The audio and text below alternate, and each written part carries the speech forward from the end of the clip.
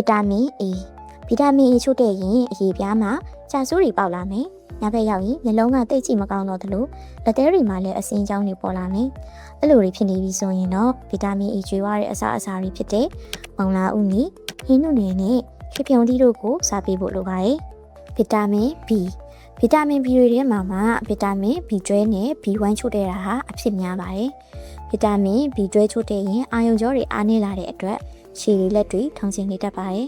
။သွေးအားနည်းတာမျိုးတွေလည်းဖြစ်တတ်ပြီးလူကအနှုံနေတတ်ပါတယ်။ဒါကြောင့်ဗီတာမင် B12 ကျွေးသွားတဲ့အစာအသောက်တွေဖြစ်တဲ့နီအောင်ရှိတဲ့အသားတွေမဲသားသိုးသားခုအမျိုးမျိုးနဲ့နို့တောက်ပေးဖို့လိုအပ်ပါတယ်။ဗီတာမင် B1 ချို့တဲ့သူတွေကတော့အရက်သမားအများစုနဲ့အစားရှောင်တဲ့နို့တိုက်မိခင်ရဲ့နို့ဆွေအရွယ်ရင်သွေးလေးတွေပါ။ပုံမှန်လူတွေကတော့ဗီတာမင် B1 ကျွေးသွားတဲ့ထမင်းနေ့စဉ်စားနေတဲ့အတွက် B1 ချို့တဲ့စရာအကြောင်းတော့သိမရှိပါဘူး။ဗီတာမင် C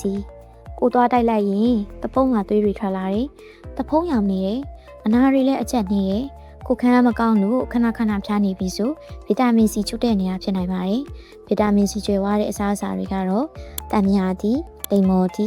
ဘယ်ရီတီခရမ်းကျင်တီစတဲ့အချင်းနဲ့အသီးအနှံတွေအကုန်ဖြစ်ပါတယ်။ဗီတာမင် D